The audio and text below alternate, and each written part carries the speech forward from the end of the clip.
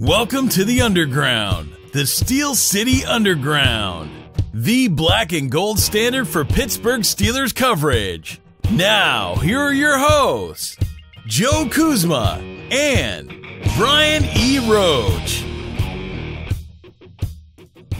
Hello, everyone, and welcome to another edition of the Steel City Underground podcast presented by Under Armour. I am your host, Joe Kuzma. I sound like the quiet storm right now as I'm joined by Brian Roach.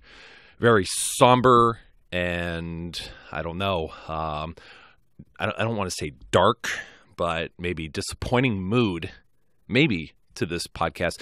Forget it. Me and you are a little too upbeat for that, but I don't know that we have a whole lot to be upbeat about, maybe for the wrong reasons. The pitchforks and torches might be out. Brian, how's it going, man? I've had better days. Yeah, you know what? You sound just like... Now, I came in, and I'm still in my stuff from the game hours later, partially. It was a cold one, and you sound exactly like Stan Savran and Charlie Batch. They had somebody call in and asked how Stan was doing on the post-game show, if no one's ever heard it on 102.5 locally in Pittsburgh. And he goes, it's a terrible day. Or he just said terrible. And it's basically, horrible. Yeah, you know what? I almost want to open mouth, insert foot. This is really a show with no agenda, no show notes, no bullet points or anything. We're going to be doing some rambling, as a lot of people are doing in Pittsburgh and surrounding areas where Steelers Nation has kind of popped up all over the world. There's all kinds of upset people from the Steelers' 45-42 shocking loss to the Jacksonville Jaguars. And the reason I say open mouth, insert foot is that usually when we had one of these podcasts during the season where we said, I don't know what else we could say about this team, blah, blah, blah, blah, blah, this should be pretty clear-cut, dry, I don't see any way that they can lose, it ends up happening. Yeah, well, I mean, let's be fair. We said that this game was the Steelers' game to lose. That if they lost, it would be because they chose to lose this game. And that kind of is what happened. You're very true. You're very correct in that. And there's a number of points that were being made. I'm going to steal one from Stan that he lifted from Chuck Noll. And Chuck Noll said at the very heart of the game of football, it's blocking and tackling. And we could see how that affected the Pittsburgh Steelers on Sunday. And basically, you know, I want to say they embarrassed themselves, but there were points during the game where I felt proud of them. I felt good. There was some fight because, I mean, this was basically, at one point, this looked like the Super Bowl last year with the Patriots and Falcons where it was 28-3, and they'll never let us forget that. And I'm thinking, you know what? Steelers, they could be back in this. They're down 28-7 at one point, and I'm like, hey, you know what? They score here, halftime, they get the ball back, then it's a 7-point game. It could be anybody's game. But the number one thing, blocking and tackling, it didn't exist. It was non-existent with the defense. There was something I said. I don't know if I said it here. I don't know if I said it with you guys offline in our discussions that we have with the whole SCU team or with my family members, but it was something where I said, you know, the whole Shea Leave thing kept making me remember that Ryan Shazier was not part of this unit anymore, not part of this team. And we had spoken about this earlier in the year where Ryan Shazier, we said, he's basically maybe a second coming of a Troy Polamalu, coming of age. He's a game changer. Yeah. They didn't have anybody on this roster they could replace him with. And a lot of people upset. They're saying things like, you know, Sean Spence sucks.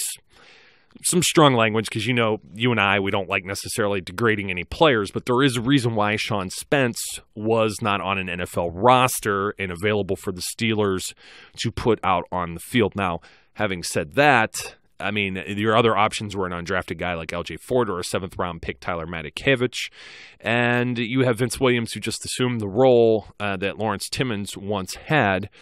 The Steelers didn't seem to have any kind of answer on the inside of that defense. You saw Javon Hargrave leave the field in this game, and LT Walton comes in. The Jaguars, they had a game plan, and when they marched down the field for the very first touchdown, on the very first drive, I think to myself, geez, this, football, a lot of it's scripted, especially first half. I hope they have no more of that works. And unfortunately, they had the Steelers' number for most of the afternoon. Yeah, I watched this game and I came away with a slightly different take. I mean, the first series was a bit shocking in that Bortles comes out and he's throwing the ball all over them. And you mentioned Shazier, and it's an extremely good point. When Shazier got hurt, we talked about this, about what it meant to this team to lose him, and that they simply weren't going to be able to replace him. And Tomlin even addressed that, and they tried to replace him by committee. And the truth is, it just doesn't work. He I don't want to say was, because I just don't know what the future holds. But Shazier is a difference maker. He is a transcendental kind of player. And you see that when you remove him from this group, I'm sure we'll take some time and figure this out. The run game was impacted, but so is the passing game in a dramatic fashion, because Shazier could cover a lot of these guys that the way that, I'm sorry, Sean Spence or Ryan Medikevich or, LJ Fort just isn't going to be able to do. But the thing that will, I'll get to this a little later about what's going to haunt me from this game, because there is one thing that's going to haunt me all offseason about this game. It did happen to be with about 2 minutes and change left in the game. Oh yeah. Okay. Exactly we'll get to that one in a bit. Then that's on my short notes in my head. Yeah, exactly. But you run through that first series and they throw the ball, and I'm like you, okay, this is a scripted set. They picked some things out, and the Steelers, it's not a matter of rust. It's just they just looked like they weren't executing well. There may have been some miscommunication. Tomlin's never going to admit that, if in fact that was the case. But they just didn't look in sync in that first series, and I think that they were surprised that the Jaguars were coming out and throwing so much. But what bothered me next was the first part of what bothered me. We come out in a game where you're facing the number 2 defense in the league, one of the best passing league teams, and we know their one weakness is running the ball. And what do? We line up in 4 wide with nobody in the backfield, and we throw the ball 3 straight plays and punt. Yeah, I was wondering. Now, the first one I didn't take issue with it. First down, it was a screen pass, I believe, just a real quick little out pass that was incomplete. It was intended for Antonio Brown in order, I think, just to kind of get, his feet wet. He hadn't been on the field for a month or whatever. Okay, cool. The second one is eligible receiver number 74. And I'm thinking in my head, I'm like, 74, Chris Hubbard. Okay, they got the jumbo guys out. It's like you said, I'm like, here we go. And then they spread them out, each to each side, with Vance McDonald and Jesse James, and I believe Juju Smith-Schuster on one side and AB maybe on the other or something like that. Rosie Nix wasn't out there, I don't believe. But just and then, of course, Hubbard as the tackle-eligible tight end. And I'm like, what on earth is this garbage that I'm looking at right now? It was something like that, but I just remember seeing Chris Hubbard in the slot. Now, we get some detractors and people who absolutely dislike, I'm going to use that with quotes because we know I'm substituting language when I say dislike for what they really feel about Todd Haley, and that was one that was just really tough to swallow right at first. Now, I had some drunk people sitting behind me, and this is all these guys kept saying, Ben throws a ball in the dirt, at Vance McDonald's feet or something at one point, or at Bell's feet, or whatever may be the case.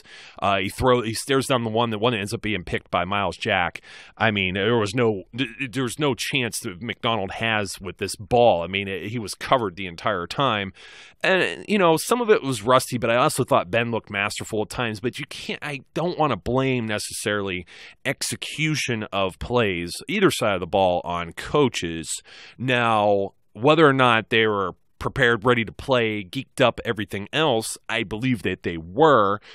I believe they did the best. I don't think these guys just sit on a leather sofa somewhere and, hit the fast forward button until they find a player or two that they diagram away from the Jacksonville Jaguars. These guys put in long days and long nights during the football season. So I don't necessarily want to discredit coaching either, but there were some real boneheaded decisions. But before we get to those, some of the Chuck Noll thing about the tackling and blocking. Okay, that's all well and good, but there are certain things. I think it was Pat Kerwin, and he mentioned it from somewhere else. This is a while ago, so I'm a little fuzzy on it. I think it sacks, turnover battle, and third down conversions. And in this game, you could say fourth down conversions too, really are tell the story of how a game goes. And in all those categories, the Steelers were either miserable on offense on the conversion part or allowing Jacksonville on the defensive side, allowing their offense to convert. They didn't get the Bortles not even once in this game. And I really thought, and we know, I will protect the guilty, but there was someone in our camp that was really talking about, they added me. They mentioned me. And they were talking about the Jacksonville pass rush. And I saw your comment later because, I wasn't on my phone a whole lot while I was at the game. They were talking about the Jacksonville pass rush so much better in RC. I said the higher quality sacks than what the Steelers had. And the Steelers, because I was talking about how the Steelers had more sacks than Jacksonville had, the whole joking about the Sacksonville thing and whatnot.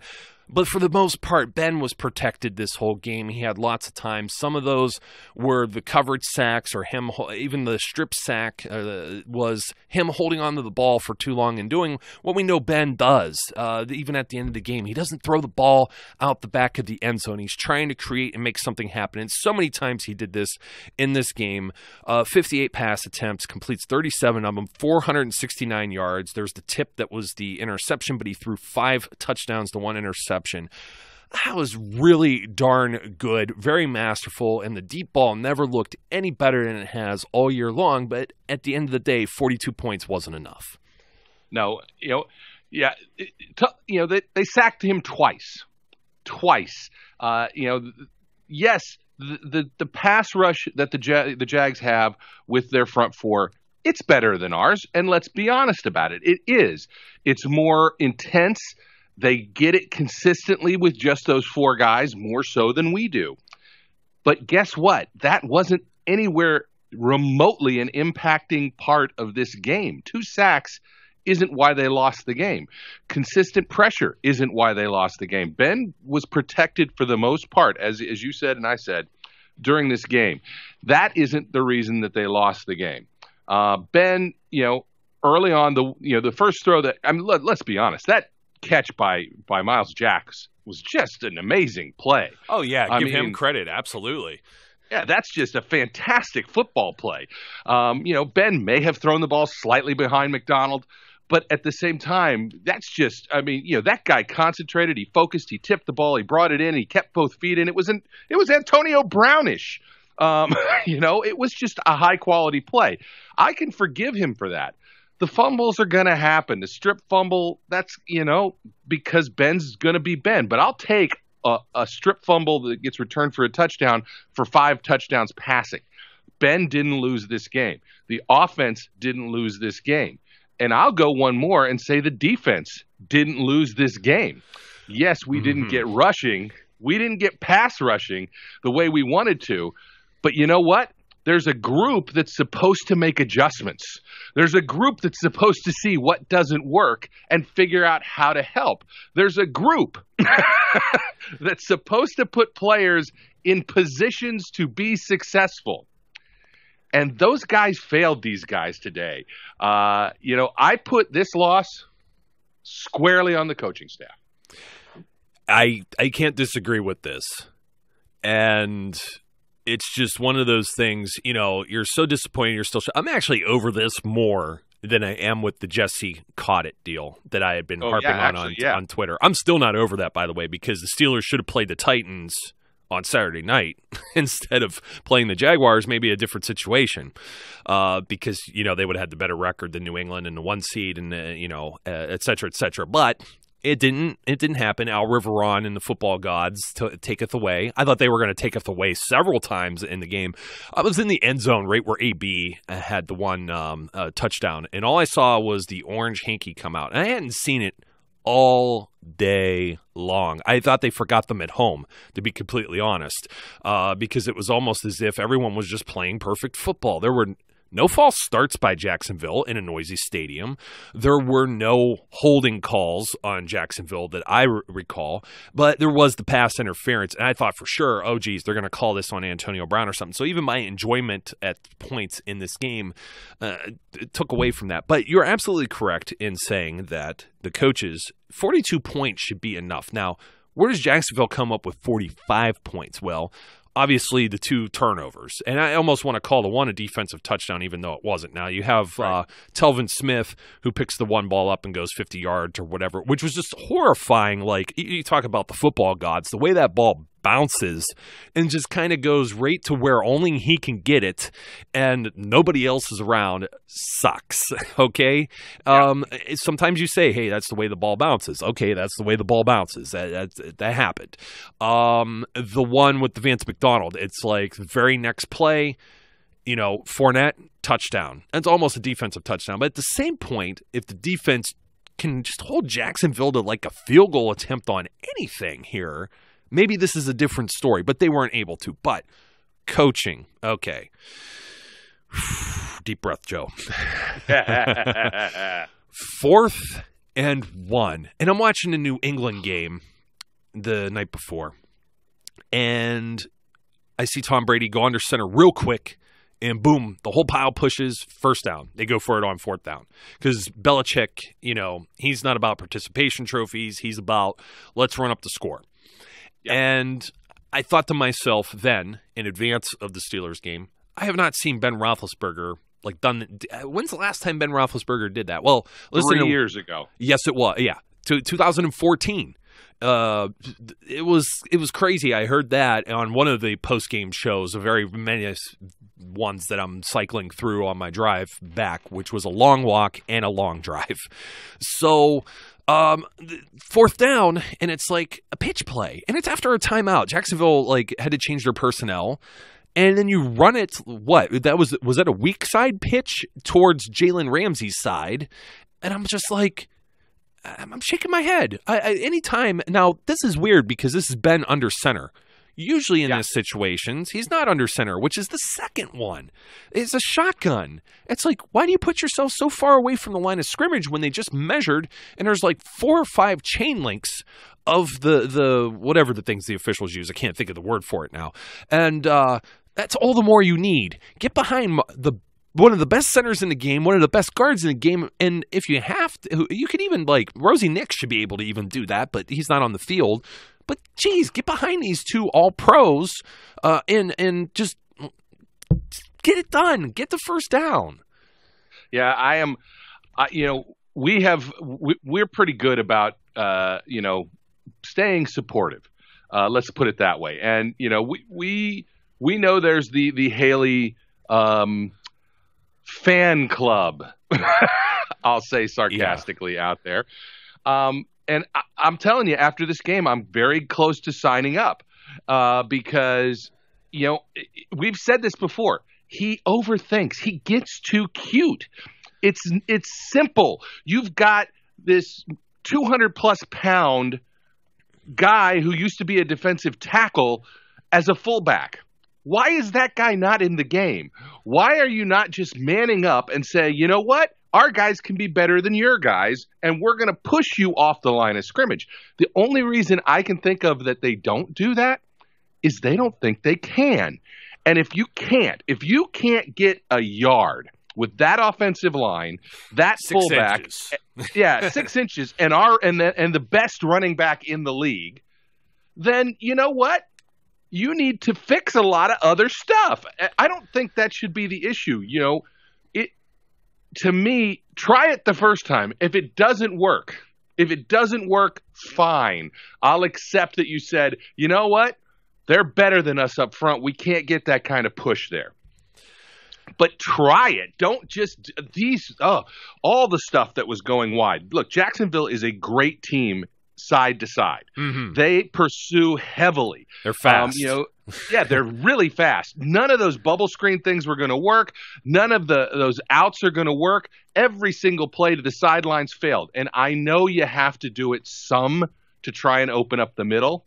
You can't just never do it. But to do it at key points like those 2 4th and 1s is insane because it wasn't going to work. Yeah, the pitch play. The second one, correct me if I'm wrong, was a pass. Was the pass. Now, Ben comes up to the line of scrimmage and may have made an adjustment, and I'm not sure if it was an adjustment from a run to a pass or a change in the call. And I believe even making matters worse, he doesn't see a wide open Eli Rogers, and I think he had another option further down the field, a one-on-one with Antonio Brown, which Ramsey was shadowing him most of the game, and I believe it was Ramsey on him again. But the whole point being AB beat him several times. So if they were going to go for broke. And they went for broke that one. I mean, geez, the 4th down plays, kudos to Martavis Bryant. I mean, you want to talk about all in. There was some luck there that they got these 42 points up. And if anybody told you in advance of this game, the Steelers score 42 points and lose, it would look at you like you're speaking crazy talk. They'd put you in a mental institution. But along with the people that I usually think are in part of said mental institution or should be institutionalized, you said the Haley fan club. I'm close to the sign-up point as well. Now, Ian Rappaport had to run his yapper in the morning about there's still, whatever between Haley and Ben, the usual drama crap that they have to dig up before game. It's always from him. He's the same one who said Ben requested a trade. He was the same one with something else. I don't even remember what. Always some type of crap. And then afterward, I'm leaving the stadium, and there's an alert on my phone from Ian Rappaport it's saying how the Jaguars, they earn the right to talk smack about the Steelers. I'm like, who is this troll a fan of, really? Or you can really see who he dislikes anyway. So that was a personal side rant. But the Haley thing, we were discussing this in the offseason, and we didn't see any contract extension or anything. So I guess it verifies what we may already know, that, you know what, he might not be renewed. And I'm going to talk about maybe a potential coaching change if we have an extra minute or two here at the end of this show. But the 4th down stuff was just, I don't know. There's even like, do you need to go for it in those instances too? I get you're behind. I get that's why Ben threw the ball 58 times in the game. And there were some bright spots besides Ben. I mean, we talked about Antonio Brown. Those 2 touchdown catches were gorgeous. 7 for 132.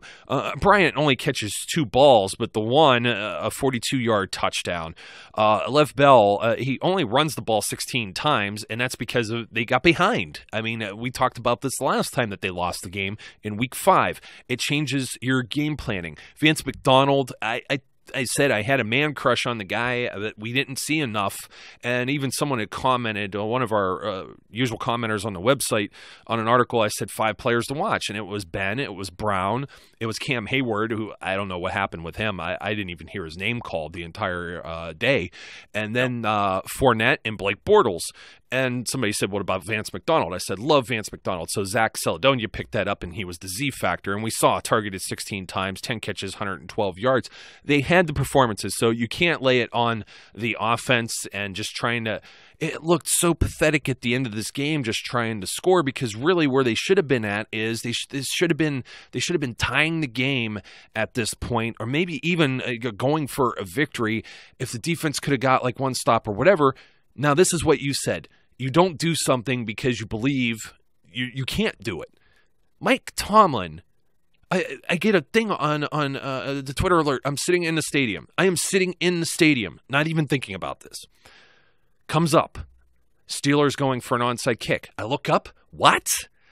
Yeah. Lo and behold, there's a little over 2 minutes. All I'm thinking in my head is 2 timeouts, 2-minute warning, kick the ball down there, stop them. They're going to want to run the ball and force you to get the timeouts. If they beat you there, so be it. You have already made enough errors in this game that you've made your bed, you need to sleep in it. But the onside kick is unforgivable. They held him there, but not enough to Doug Marrone out-coaches him there. I said, all they got to do is get across the 30, kick one through the uprights, and that's ball game. And that's exactly what happened. Yeah, you knew I was alluding to that. That's what's going to haunt me. That call, look, there isn't a coach that is out there that I would take rather than Mike Tomlin. I don't dislike. In fact, I love Mike Tomlin. But this was I don't know, a brain fart. I don't know what this was because, an onside kick, as my wife said, is kind of like a Hail Mary. Yeah. It probably even has less of a chance of actually succeeding. And, I get that the defense hasn't played its best game. But like you said, when you kick it deep, they're going to run the ball 3 times. And if you can stop those 3 runs, if you can tell your guys, you know what, frickin' sell out on the run here. We need the ball back, get it back. And who knows, you take the chance deep in their own end zone that maybe Blake Bortles pulls a Blake Bortles and jumps out of the thing like he did earlier where he fumbled a snap and almost lost it. You don't know. You don't know what could happen. But you don't give yourself that chance when you try this onside kick. I mean, there's over 2 minutes left. That's not the time for panic. And I just don't get it. You can't have that little faith in your men. And I don't even know if that's the case. I think he knows it was the wrong call, but he has to come up with a reason that he did it. I'm shaking my head side to side, up and down, yes and no, while you're saying all of these things. Like, I'm in total agreement with you, and I even thought if they got a stop and let's say they got the elusive sack, or Bell had a couple runs that were losses for loss of yards. Maybe they get Fournette loss of yards or something, and they're forced to punt. You still got to go like the whole length of the field if they pin you deep. It just didn't make any sense to me. Whereas, even if the other problem with this was there were boos. I don't know if it was you could hear it on TV. There were boos that they did not use a timeout before the 2-minute warning. It was like 2 minutes and 18 seconds, and they let like 18 seconds tick off the clock and let it go to 2 in the 2-minute warning. And my initial thought was somebody was, I had one of my buddies, a good friend of mine who's a Browns fan watching this, and another one that's a Broncos fan, both text me at the same time and say, "What is your coach doing?" And we're looking at each other in the stands. What is he doing? I'll tell you what he's doing. They had first down. They may have gained a yard or 2, or he needed to know that they could stop them again and not waste the timeout. Because if he wastes it and then it goes to the 2-minute warning, they already got a first down, then the game's practically over there. You're not going to get the ball back with hardly anything on the clock. But still, that shouldn't even have been an issue because where they were at field position battle-wise was just, if you had that much little faith to not even burn the timeout before the 2-minute warning, we know that already because you had the onside kick. What we were saying earlier was you got to prepare these guys or put these guys in the proper situation to succeed, and that was far from equipping your guys with the tools that they needed in order to win this game. Absolutely. I have been through a course of ups and downs since the end of this game, and it hasn't been that long ago. But watching the vitriol on the Twitterverse, and at the same time watching some good stuff. I mean, Vince Williams comes out after the game and sends out a tweet. Go ahead, belittle me. Go ahead and say all the hateful things you want to say. Nobody can feel worse than I am. I let my best friend down. The guy who put my kids through college. Whatever. This heartfelt comment. And for the most part, all he got back was love, because that's what for the most part people are going to do. They know these guys are doing the best they can. They know that they're giving their best effort. But then on the flip side of that, you got guys burning everything that they own. and I'm thinking to myself, you guys weren't fans in the 80s, were you? If you have only been a Steelers fan during the times of success, and you don't know what it's, I'm sorry, get over it. There are going to be good times and there are going to be bad times. Sometimes they win, sometimes they lose, but this is a tough one, and it's because of that call. You want to sit down and do a Vulcan mind meld with Tomlin and get the real reason that he made that call, because I cannot fathom it. My only guess is he truly believed his special teams could get the ball. That's the only explanation I have. And to be completely honest, if Tyler Matakevich doesn't F it up there, maybe they had an opportunity. I don't know. Maybe, but the funny thing is, the whole idea, I mean, you kind of would have had some potential surprise with the onside kick if Danny Smith isn't losing his mind on the sidelines trying to get these guys in position. It was a clear indication we're going to do the onside kick. When there still could be some speculation, are you going to kick it deep? Are you going to go onside? I just felt like it was poorly executed. It was panic thinking. But I could be wrong there. I don't know. I just don't understand it. I think of you gave me a mental image there with Danny Smith, but like with the guys in college, they have all the poster boards with like the images on them for their play calling. Yeah. And Danny's holding one that just says onside kick in big bold letters spray painted on it, like a billboard. But basically, you know what? There's 45 points, of which I don't think Jacksonville's capable of putting 45 on the Patriots. I do think the Patriots are capable of putting 42 on Jacksonville. Yeah. So sad but true. And then Fournette is banged up, of course. Lucky New England. Go figure. And they'll have the refs in their pocket too. So, but aside from that, I gotta say something about them. By the way. You talked about there wasn't a single holding call, and you're right. There wasn't a single holding call made on Jacksonville, but there should have been about 17 of them. TJ Watt was mugged the entire game. So was Tuitt. Yeah, so was Tuitt. So Cam, it's hard to tell how bad things are on those interior guys, but the big play late in the game where it's a swing pass out to Yeldon and Fort almost makes the tackle. I think that had I had a solid object in my hand, I would have broken the television. The cloud of profanity at the refs still hangs over my house as we speak because, TJ is in a headlock. I saw that too. And that's the exact words that we were using.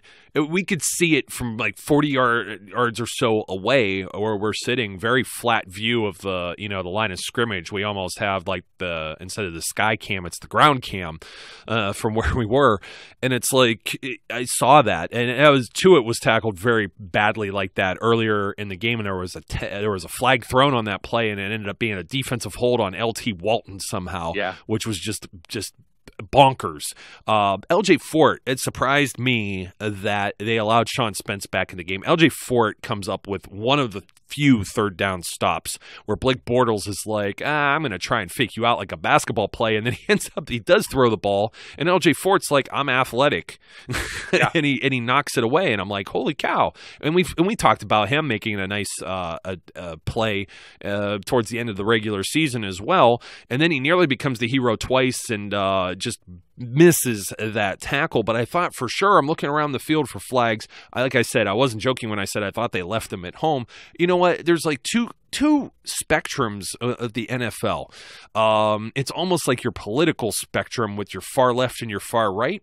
So we're going to use that as the referee spectrum and say there's the far left side of which they throw flags for everything. Or it could be nothing, because that's the other extreme. If you go to the other side of the spectrum, it's neither one or the other. It's either you get like 50 bajillion flags in a game, or you get guys that swallow their whistle. And it's just, it's sad, because you know what? I almost felt like those first few drives with the Steelers wasn't necessarily them being lethargic, or I really felt in some cases, and even where they allowed Fournette to gain like an extra 5-6 yards before, like, and push the entire pile, where you're playing these games like a couple weeks ago, and everybody's stopping your forward progress like almost immediately and blowing the whistle and stuff. And then you get Ben, who gets wrapped around the waist and completely turned in a 360 and suplexed into the ground like an MMA throw or something out of WWE with zero call right in front of Brad Allen, the referee of this game.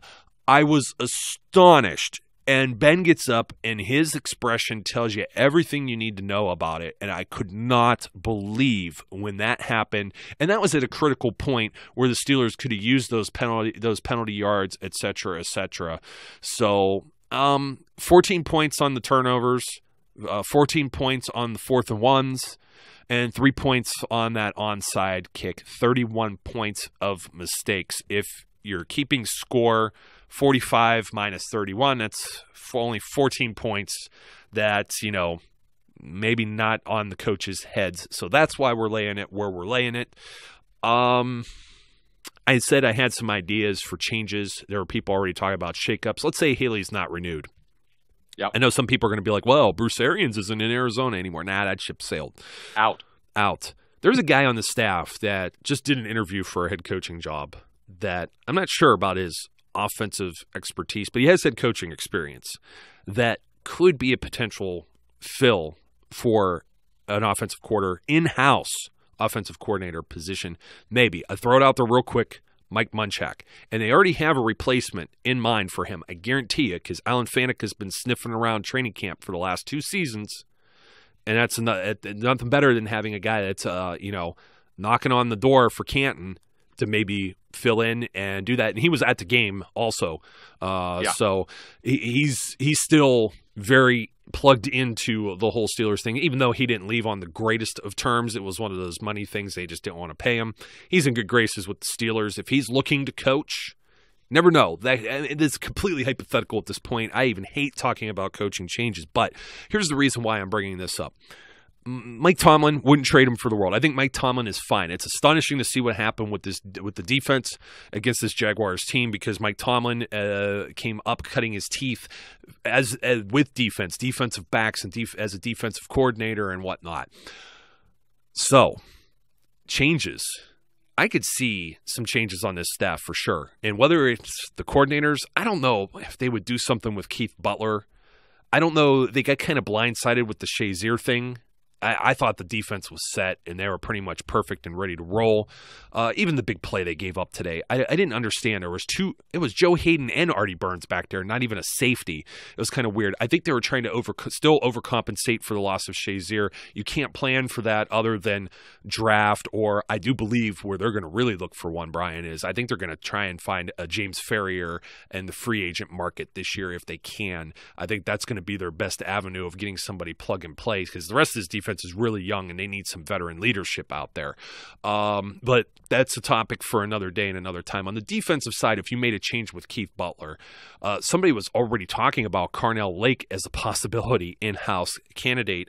And Ike Taylor, if he wants to leave his TV spot, was already interning as a coach with the Steelers at this previous year's training camp too, could come in, slide in as a secondary coach. And we also know that Richard Mann is on his way out as the wide receivers coach. He announced that this was going to be his last season before the season started. So they're going to be looking for somebody. They had Hines Ward out there, kind of playing around with Juju. I think Hines is probably comfortable sitting at home, doing Dancing with the Stars and things of that nature. But they have former players that have been snooping around, sniffing around, that could be in for a potential future role with the team. As I kick this over to you in 1 second, the only reason I mention any of these things is they've gotten to a certain point of success. This is like the Andy Reid thing. And now what do? You're stuck. You're spinning your wheels. And I heard somebody say this. This was when Marvin Lewis was rehired, which was insane because he was on his way out. So Marvin Lewis rehired, and these guys said, it may have been some guys on Fox Sports or ESPN, like a Mike and Mike or something like that. I'm not sure which program it was, but the quote was great. It said, you're on a path, but it might not necessarily be the right path, and you won't know unless you get off of that path and try another one. And the next one might not be the right one, but at least you know that you got off of that path and tried something different. I think that's where the Steelers are right now. Yeah, it's an interesting topic, and I think it's one we'll be contemplating through most of the offseason. And you're absolutely right. Richard Mann is going to go. He said that. We know that that's going to be an open position. The speculation about Haley's future is already beginning and probably has begun, in advance of this. I don't hate Todd Haley. I get frustrated with his just seems like his inherent ability to overthink things, and his need to be cute. But I think at some point, this is a team that was making strides forward. Well, this is a backward step. Going out in this round of the playoffs is a step backwards from where they were. And at some point you have to say, look, thank God it doesn't look like we're going to have the Ben's going to retire, narrative all off season, because Ben was pretty clear about, I'm going to come back.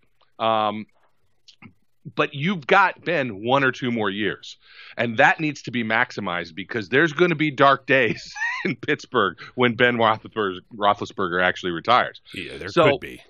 Yeah, I know, Mr. Landry the GOAT, but I'm not counting on it. There could be another guy. You never know. That Aaron Rodgers may still be out there for the Brett Favre situation. You never know. Still could be out there, but yeah. But I think.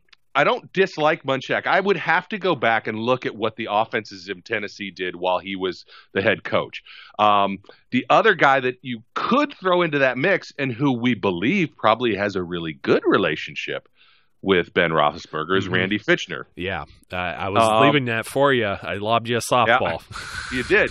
So, they have in-house guys. I mean, the truth is, you're not going to go hire a coordinator from another team probably to be your coordinator. You could look in the college ranks. You could look elsewhere. But, it scares me a little bit to totally revamp this offense again.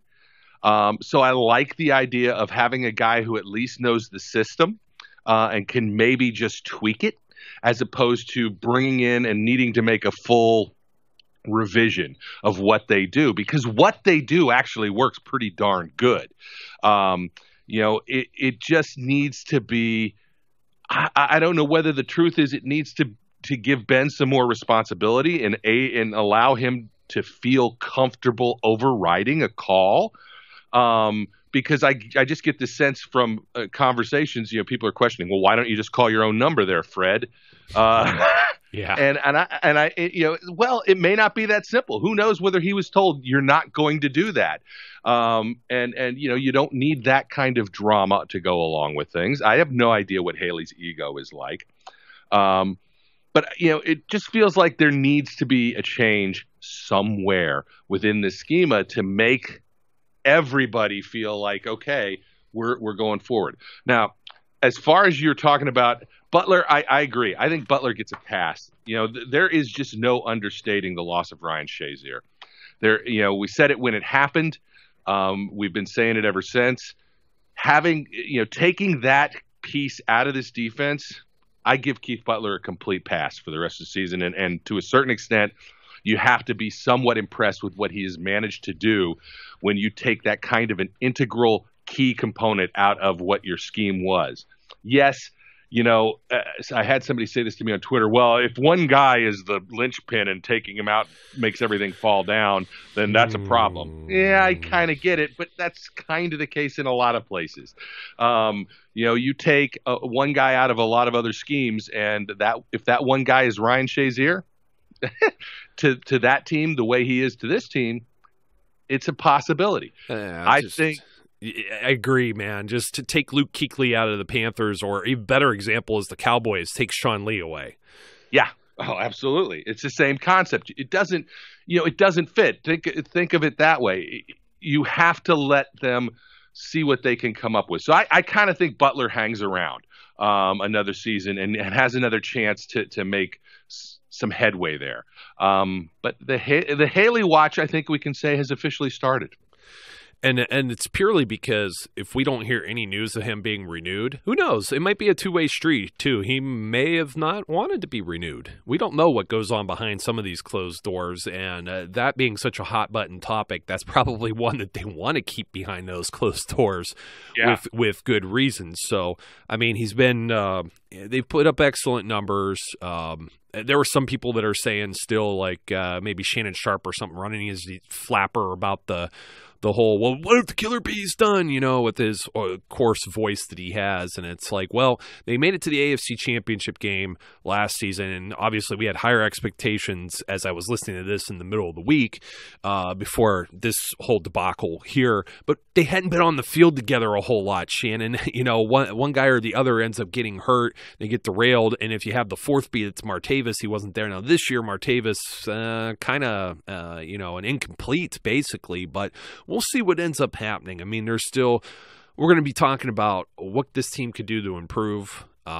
Maybe free agency is going to be the first thing that's going to come around. Who do they keep? Who's still on the roster? There's going to be a whole lot of stuff. They're going to start this planning, almost immediately, maybe sooner than they had thought. They thought maybe, hey, we get a few more weeks of bonus football, but there's only 4 teams that are going to be doing that now.